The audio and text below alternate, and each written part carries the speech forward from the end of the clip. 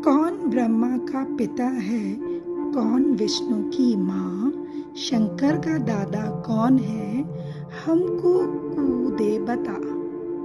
यह जानने के लिए कृपया सुनिए जगत गुरु तत्वदर्शी संत रामपाल जी महाराज के अमृत वचन सभी धार्मिक पुस्तकों के आधार पर। सत कबीर की दया, अत आदरणीय गरीबदास साहिब जी की अमृतवाणी मंगलाचरण। गरीब नमो नमो सत पुरुष को नमस्कार, गुरु की नहीं सुर नर मुनिजन साधुआ संतो सर्वस दे नहीं। सतगुरु साहेब संत सब दंडो तुम प्रणाम, आगे पीछे मध्य हुए तिनको जहाँ कुर्बान। नराकार निर्विषम काल जाल व बंधनम, निर्लेपम निज निर्गुणम अकल अनुबेषुंडनम। सोहम सुरति समाप्तम सकल समाना निर्तल, उज्ज्वल हिरंबर हर दमंबे पर वह अथा है, वार पार नहीं मध्यतम। अनाहद मंत्र सुखसलाद मंत्र, अजोख मंत्र बेसुन मंत्र, निर्वाण मंत्र थीर है। आदि मंत्र युगादि मंत्र, अचल अभंगी मंत्र, सदा सत्संगी मंत्र, लौलीन मंत्र गैर गंभीर है। सोहम सुभान मंत्र, अगम अनुराग मंत्र, निर्भय अडोल मंत्र, निर्गुण निर्बंध मंत्र, निश्चर मंत्र नेक है। गैबी गुलजार मंत्र, निर्भय निराधार मंत्र, सुमृत सुकृत मंत्र, अगमी अबंच मंत्र, अदली मंत्र अलेख है। फजलम फराक मंत्र, बिन रसना गुणलाप मंत्र, झिलमिल जहूर मंत्र, सर्वंग भरपूर मंत्र, सैलान मंत्र सार है। निरंकार गर्क मंत्र, तेज पुंज परख मंत्र, अदली अबंध मंत्र, अजप्पा निरसंद मंत्र, अविगत अनहद मंत्र, दिल में दीदार है। वाणी विनोद मंत्र, आनंद असोद मंत्र, कुर्सी करार मंत्र, अनबय उचार मंत्र, उज्ज्वल मंत्र अलेख है। साहिब सतराम मंत्र, साई निकाम मंत्र, पारक प्रकाश मंत्र, हीरंबर हुलास मंत्र, मौले मलार मंत्र, पलक बीच खलक है। ऊंची टहनी पात थे अब पीले हो जाए।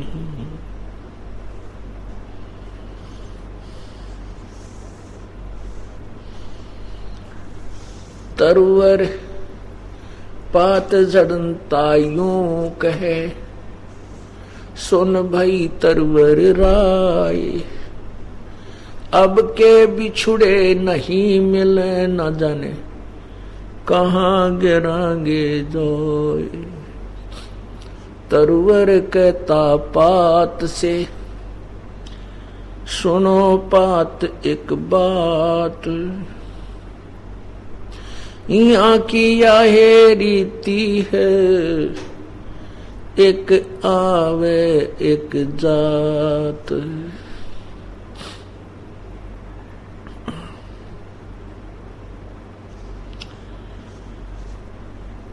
जिन हर की चोरी करी, गए राम गुण भूले। ते विधना बागोल किए, रहे उर्द मुख झूले।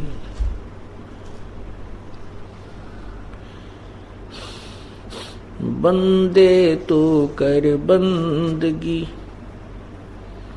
जय चावे दीदारे। अवसर मानुष जन्म का, मिले न बारंबार। मानुष जन्म पाके, नहीं रटे हरि नाम। जैसे कुआं जल बिना फिर, बनवाया क्या काम।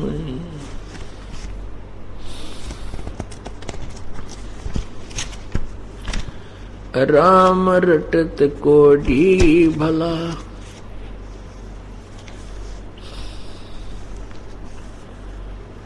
चू चू पड़े जो चाम। वो सुंदर दे किस काम की, जा मुख नाही नाम।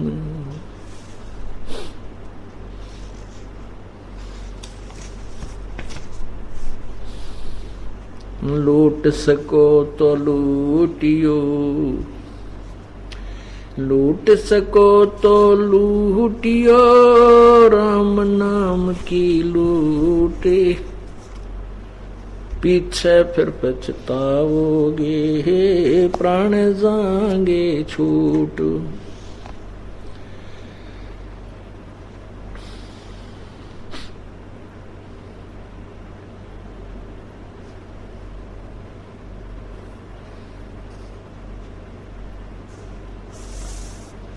परमपिता परमात्मा सारी सृष्टि के रचनहार, कुल मालिक कबीर परमेश्वर,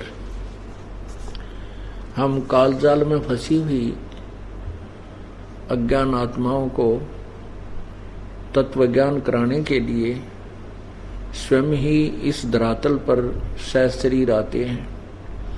कुछ समय अतिथि रूप में रह करके वो एक मनुष्य जैसा जीवन जी करके, एक सच्चे भक्त की भूमिका करके, एक सच्चे संत की भूमिका करके, एक अच्छे कवि की भूमिका करके वो परमात्मा हमारे लिए एक अनमोल शास्त्र, सवसम वेद, पांचवा वेद छोड़कर चले जाते हैं।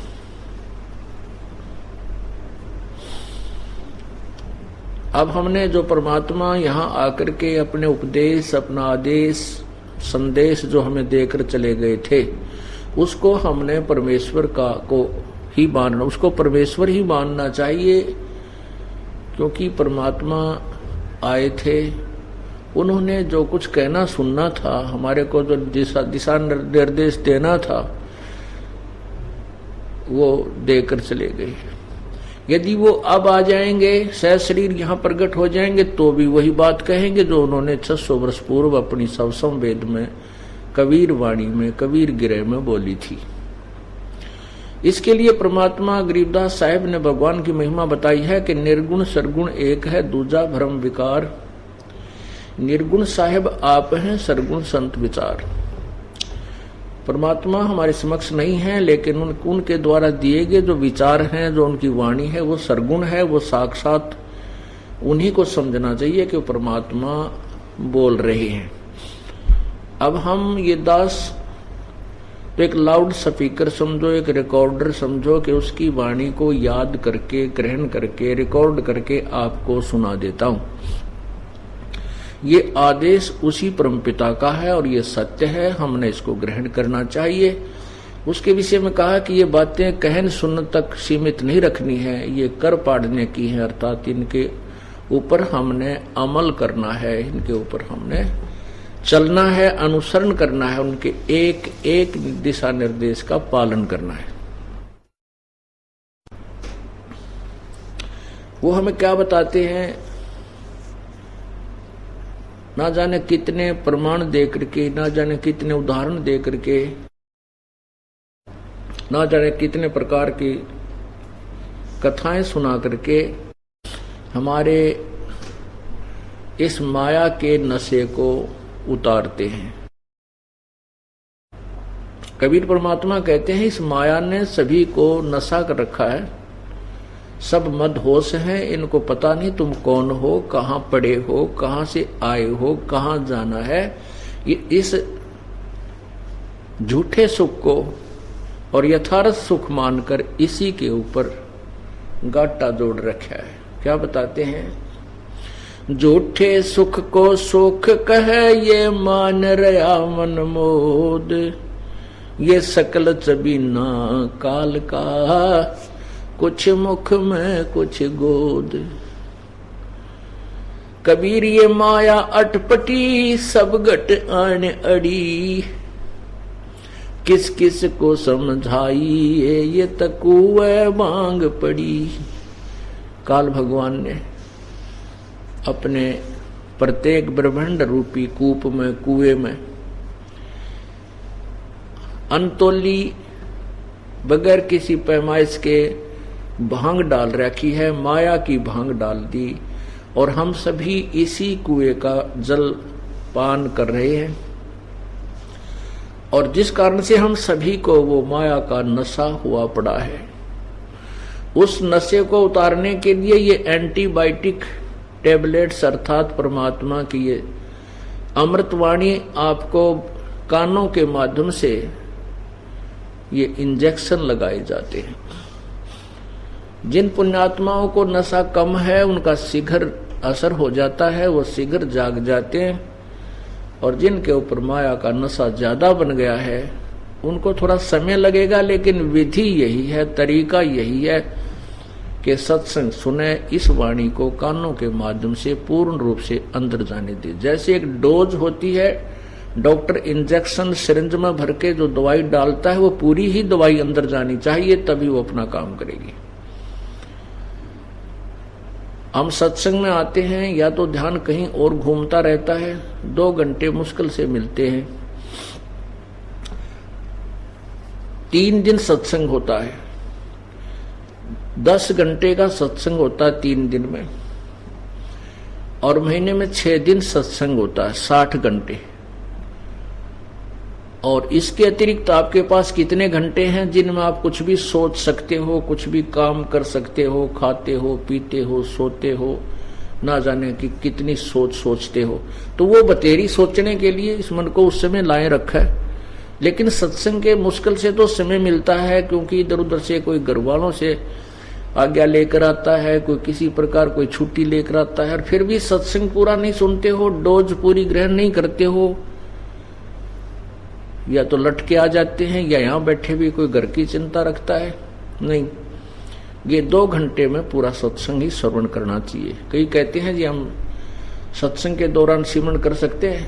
अरे तेरा गजब हो, सत्संग करने का और समय को नहीं तुम्हारे पास, ये 2 घंटे में सिमरन करने का समय मिला तुम्हारे को। ये क्या सिमरन हो रहा है? भगवान की याद ताजा बने रहना भी एक सिमरन ही है।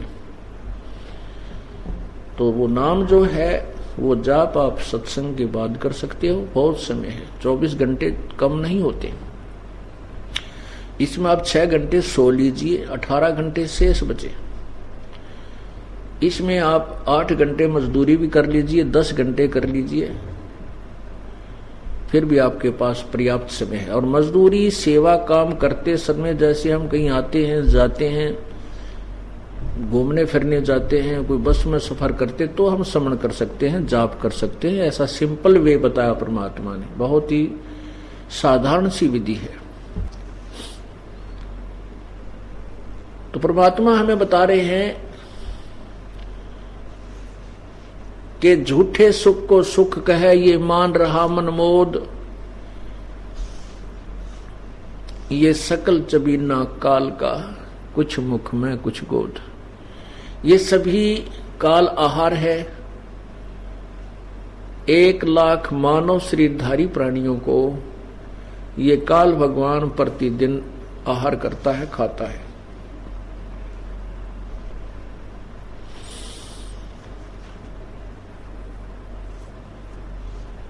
और 1.25 लाख प्रतिदिन उत्पन्न करता है।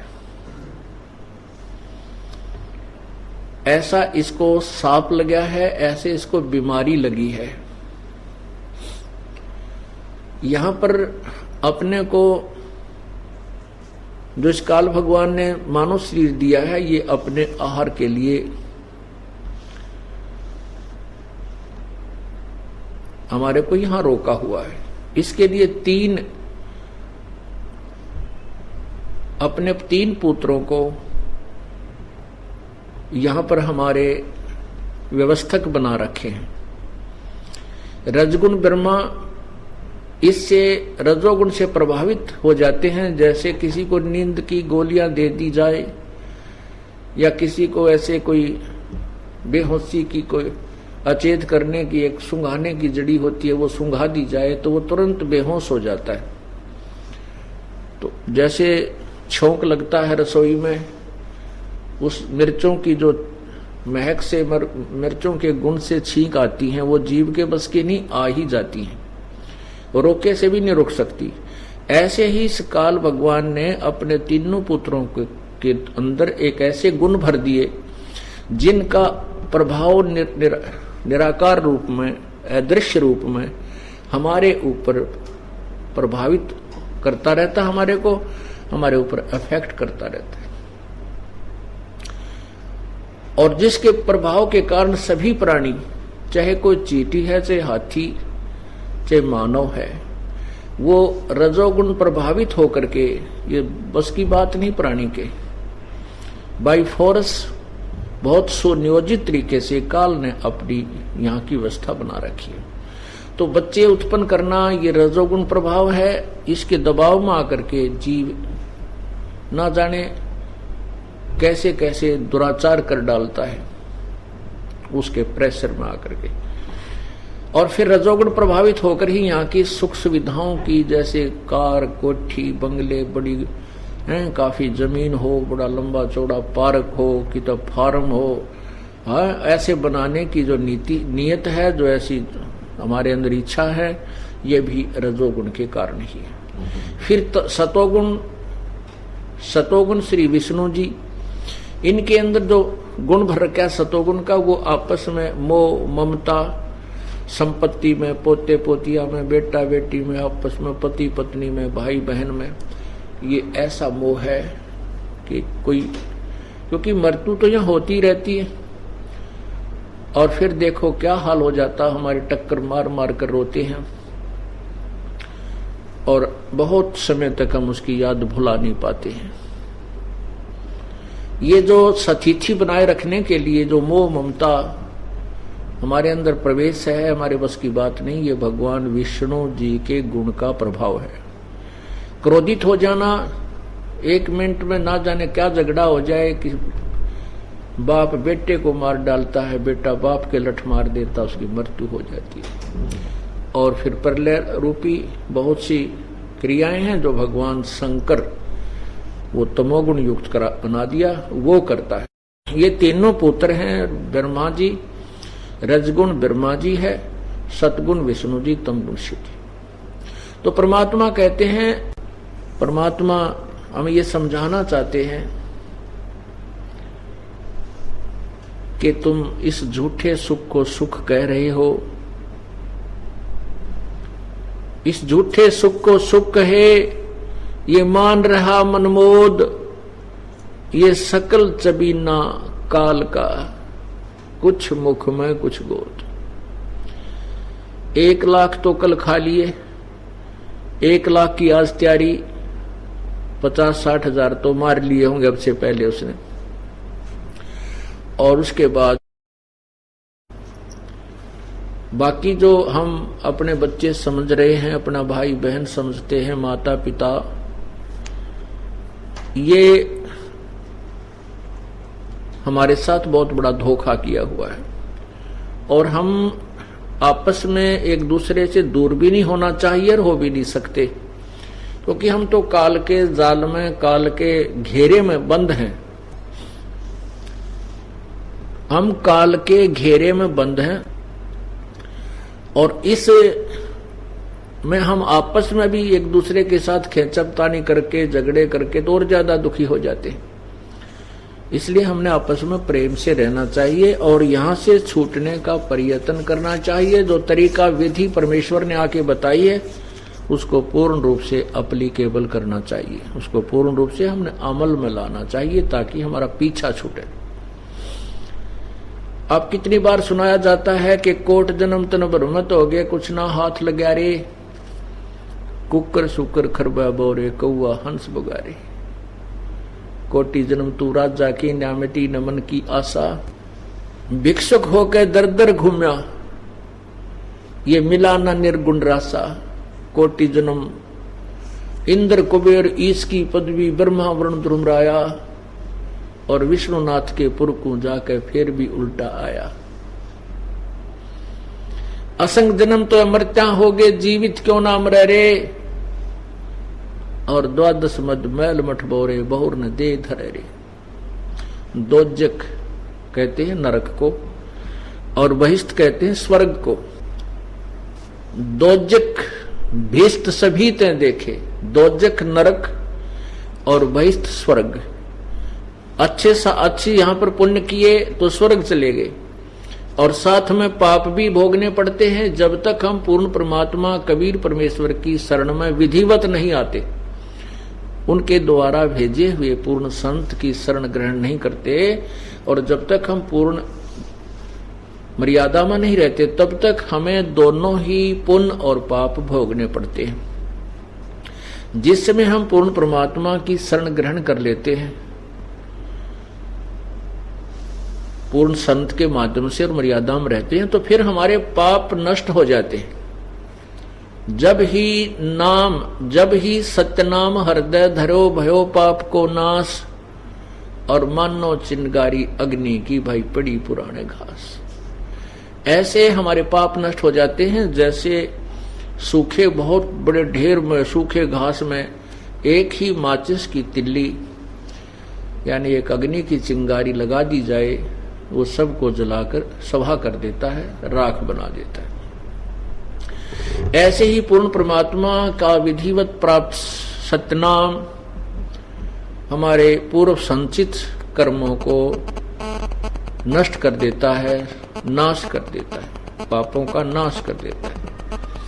पाप बहुत प्रकार के होते हैं, कुछ पाप दान से नष्ट होते हैं, कुछ सत्संग श्रवण करने से ज्ञान यज्ञ से होते हैं, कुछ हवन यज्ञ से होते हैं, कुछ पाप प्रणाम जो हम प्रणाम करते हैं दंडवत इस प्रणाम से होते हैं, तो कुछ धर्म से होते हैं जैसे हम धर्म भंडारा करते हैं या अखंड भंडारा चलता भगवान का सदा व्रत चल रहा है, इसमें जिसका भी 10 रुपये 20 रुपये 100 रुपये 1000 2000 10,000 का जितना सहयोग है वो धर्म यज्ञ में भी उनको लाभ मिलता है। तो ऐसे भी हमारे पाप क्षीण होते हैं। यजुर्वेद अध्याय नंबर 8 के मंत्र 13 में स्पष्ट किया है कि परमात्मा पूर्ण ब्रह्म अपने साधक के चाहे साधना यानी साधना का अर्थ होता है सभी मजदूरियां, जैसे 500 यज्ञ और सिमरण, ये सभी करने वाले के चाहे कोई संत करे चाहे जनसाधारण करे, सभी के पाप को नष्ट कर देता है। अपने किए को चाहे पिता करे चाहे पुत्र करे, कोई भी करे, यानी साधना सच्चे दिल से जो भी करता है उसके घोर पाप को भी परमात्मा पूर्ण ब्रह्म नष्ट कर देता है, नाश कर देता है। चाहे वर्तमान में किए हैं चाहे आगे तो हम करेंगे ही नहीं। इसलिए दोजक बहिष्ठ सभी ते देखे राजपाट के रसिया, पुण्य किए स्वर्ग में, तप किया राज प्राप्त किया, फिर 84 लाख योनियों में, और फिर साथ में नरक के अंदर भी आपको कष्ट उठाना पड़ा। दोजक बहिष्ठ सभी ते देखे राजपाट के रसिया, क्या बताते हैं कि असंग जन्म तन मृत्या होगे, जीवित क्यों ना मरे रे, और 12 मद मैल मठ बोरे बहुर न दे धरे रे। जीवित कैसे मरना होता है, ये तो एक हार्ड एंड फास्ट रूल है और यूनिवर्सल ट्रूथ है, कति जो है अमिट सत्य है कि प्रत्येक को यहां से जाना है, मृत्यु होनी है। और आप देखते हो समाचार पत्रों में भी पढ़ते हो, वैसे भी सुनते हो कि एक व्यक्ति जा रहा था, उसने नाइट सर्विस से ही वापस आ रहा था, इतना शीघ्र काम था, बहुत जरूरी आवश्यक कार्य था, और रास्ते में ही आते समय एक्सीडेंट हो गया। अब जिन कार्यों के लिए वो इतनी शीघ्रता किए हुए था कि मैं जल्दी चलूं, कहीं लेट ना हो जाऊं, मेरा काम बिगड़ जा, और वो खुद ही गया। हमारे को इन बातों पर विचार करके करना पड़ेगा, और फिर इन्हीं विचारों से हम उस काल के को लूटे छूट कर सत्संग में आ सकते हैं, नहीं तो कोई तरीका नहीं है। आप घर से इसलिए नहीं चलते कहीं मेरा काम ना बिगड़ जाए, कहीं मेरा काम खराब ना हो जाए, मेरा कार्य ना हो जाए, भैंस दूध ना दे या कि तो और कोई दिक्कत ना हो जाए। परमात्मा कहते हैं कि तुम महीने में 3 दिन तो मर के देख लो। जो हम मरेंगे फिर तो वापस आ ही नहीं सकते, वैसे मरते हैं काल मारेगा तब तो वापस आ ही नहीं सकते, सारा काम रह गया, बिगड़ गया। और हम 3 दिन मर जाएंगे, जीवित मरना है। नो सोच ले हम मर गए और आश्रम की तरफ चल पड़े, चाहे कितना भी काम खराब हो, चाहे कुछ भी होता है, आप समझिए कि मैं मर चुका हूं। और तीसरा दिन फिर जी जावांगे हम, तो फिर जाकर उन कामों को और जल्दी शीघ्र कर लेंगे, ठीक कर लेंगे। कुछ थोड़ा बहुत नुकसान है उसको भी देख लेंगे। और फिर जिसके लिए हम मरते हैं तो वह बात से वो के फिर ठाली बैठेगा। 2 लाला जी लड़े थे, एक बोला तेरा बाट मारूंगा, वो बोला मैं के ठाली बैठूंगा। तो भाई ऐसे भगवान के ठाली बैठेगा। अगर तुम उसके नाम से कुछ करके देखोगे, आत्मा लाओगे, तो वो भी निश्चल नहीं रहेगा, आपको वो करके दिखाएगा, आप सोच भी नहीं सकते। अब तो हम एक लल्लो पत्तों से लगे हुए तो भी इतने काम करने लग रहा हमारे वो। और यदि हम जिस दिन समर्पण कर देंगे, जीवित मर जाएंगे, फिर देखना। तो कहते असंग जन्म तन मृत्या हो गए और जीवित क्यों ना मरे रे। और ये 3 दिन की मृत्यु के बाद तो हम फिर घर चले जाएंगे, फिर जीगे, वहां जाकर के जीवित हो गए, अपने काम न फिर कर लेंगे। थोड़ा बहुत बिगड़ भी गया है तो ठीक करेंगे। और परमात्मा के नाम पर अगर बिगड़ता है तो भी हमारे हित में ही होता है। हम इस स्थिति में आ जाना चाहिए कि परमात्मा जो करता है वो कभी गलत नहीं होने करता। यदि हम उसको गलत सोचते हैं तो हमारी बुद्धि जीव वाली है, हम इतना ही सोच सकते हैं। और यदि परमात्मा ही गलत करता है तो फिर ठीक करने वाला इस संसार में है कौन? तो क्या बताते हैं, दोजक भीष्ट सभी तो देखे राजपाट के रसिया, और 3 लोक से तिरपत नाही। 3 लोक भी यदि इस मन को, जीव को दे दे, इसको फिर भी तिरपति नहीं है, इसको फिर भी संतुष्टि नहीं है।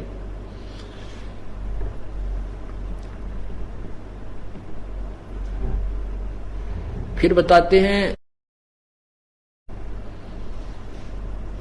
सतगुरु मिले तो इच्छा मिटे।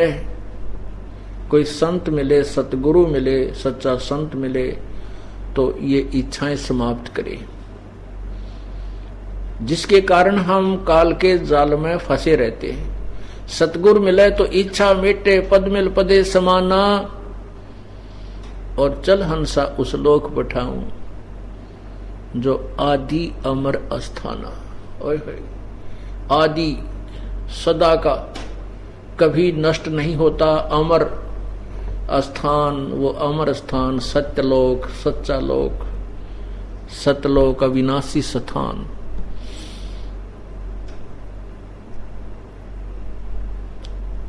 चार मुक्ति जहां चंपी करती माया होरी दासी, दास गरीब अभय पद पर से, वो मिले राम अविनाशी। ओहो, अब क्या बताते हैं,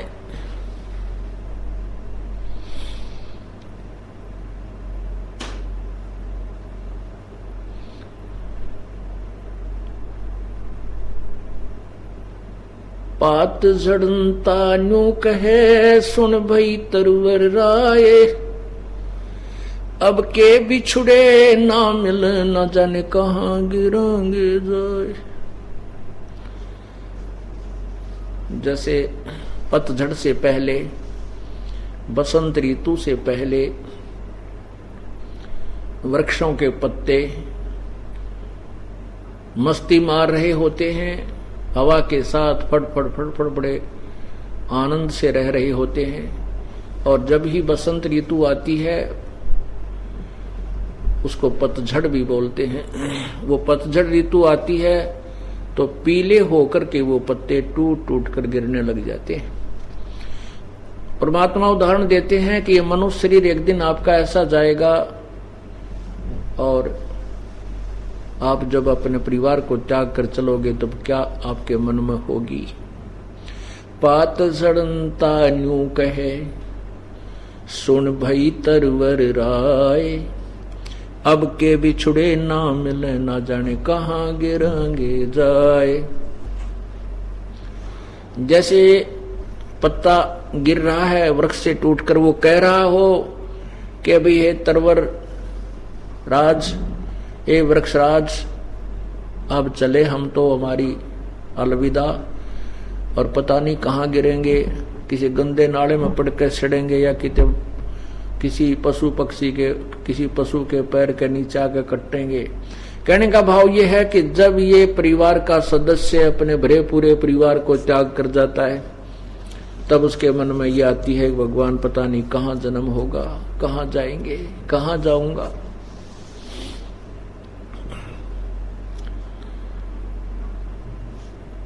और जाऊंगा तो फिर वहां क्या होगा। परमात्मा कहते हैं कि हिड़की दे दे रोएगी सुरता जब तू चल लेगी अकेली। इस पूरे परिवार को त्याग कर जब तू आत्मा ये जीव तू यहां से चलेगा, जब पछाड़ खा रोएगी, डकरा डकरा कर रोएगी, रोएगा कि मेरा भाई रह गया, मेरी बहन रहेगी, मेरा पति, मेरा पत्नी, मेरी संपत्ति, मेरी कार, मेरी कोठी। भगवान याद दिलाते हैं कि ये झूठे सुख को सुख कहे। ये माया जगदीश की अपनी कहे गंवार, दोजक धक्के खावेगा नाहक बहे बेगार। ये माया तो पूर्ण परमात्मा ने की दी हुई है, इस काल ने तपस्या करके प्राप्त की है, और इसको तू अपनी मान रहा है। ये माया तेरी नहीं, तू अपनी कहे गंवार। जब यहाँ अब तो हम सब कुछ अपना मान रहे हैं, ये मकान मेरा है या कोठी मेरी है, ये कार मेरी है या बेटा मेरा है, बेटी मेरी है। और जब ये शरीर छूट जाता है, जब ले जाना एक आध दिन उठा के सुई ले जाके दिखा दे, अपनी नहीं है। हमारे को यही भूल लगी है, इसी भूल को तोड़ने के लिए परमात्मा, इसी भूल को मिटाने के लिए परमात्मा ये ना जाने कितने वचन सुनाता है। पूर्ण परमेश्वर कबीर परमात्मा बंदी छोड़ हमें बताना चाहते हैं कि तरवर कहता पात से सुनो पात एक बात, यहाँ की यह रीति है एक आवे एक जात।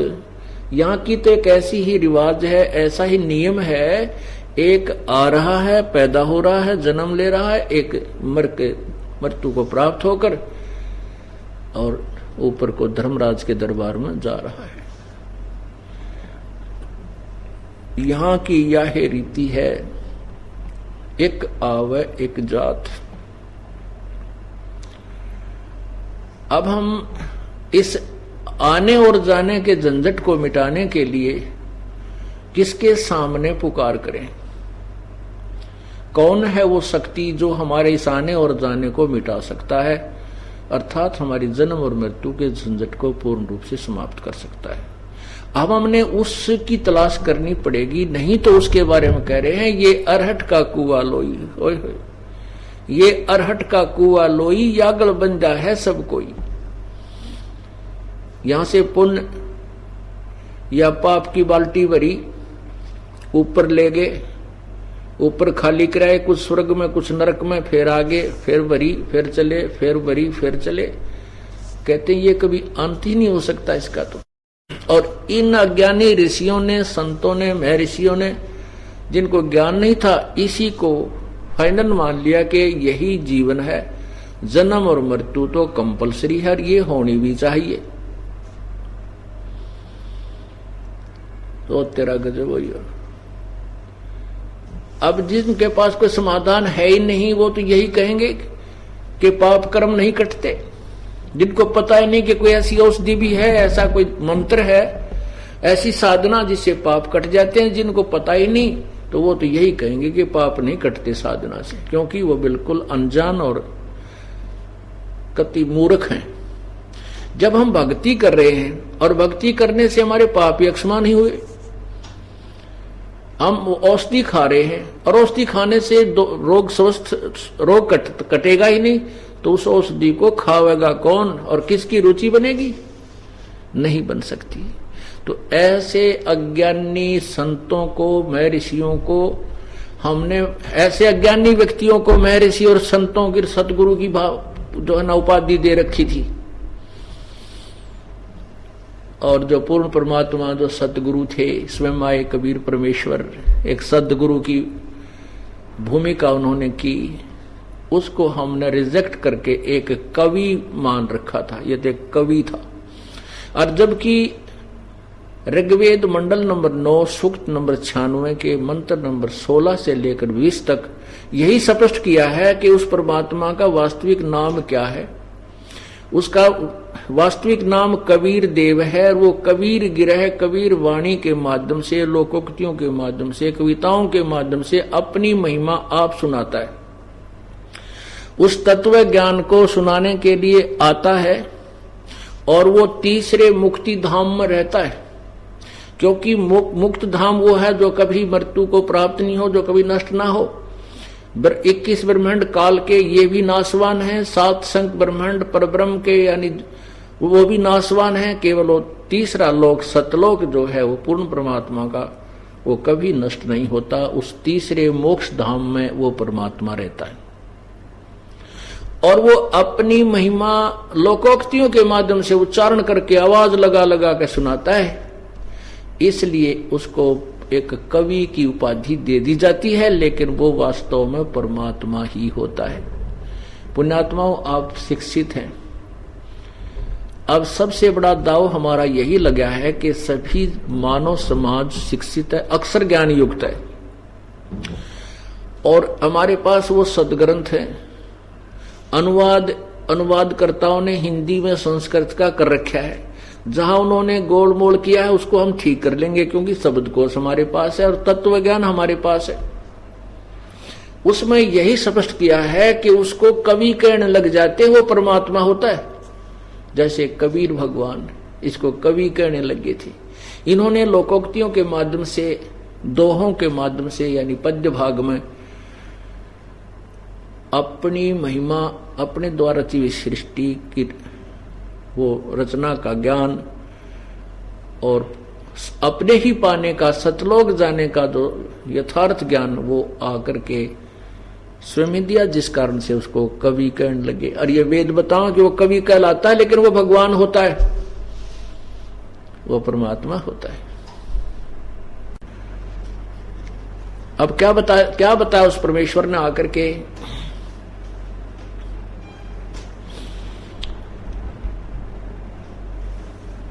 कि झूठे यहाँ की यह है रीति है, एक आवे एक जात। इस आने और जाने का मेरा मेटो आवन जान या करियो मेरे जरासी, उस परमात्मा के लिए तो ये एक जरा सा यानी बिल्कुल सिंपल सा काम है। यदि हम सच्चे दिल हैं और पूर्ण मर्यादा में आखिरी सांस तक इसके चरणों में पड़े रहेंगे तो मोक्ष में कोई दिक्कत नहीं है। हम कुछ दिनों के बाद आंडी पाक जाते हैं, कुछ दिनों के बाद क्योंकि सुख गना दे देता है, सुखी हुए राम भगवान से दूर हुए। इसलिए परमात्मा हमें ये बताते हैं कि ये भी याचना करते रहना साथ साथ के उस सुख के माथे पत्थर पड़ो जिस ते नाम हृदय ते जाए, और बलिहारी उस दुख के जो पल पल नाम रटावे। ऐसा सुख भी मत देना भगवान जिसे तेरी भूल पड़ जा, और मुझे तो उस सुख की बजाय वो दुख अच्छा है जिस कारण से आपकी याद बनी रहे।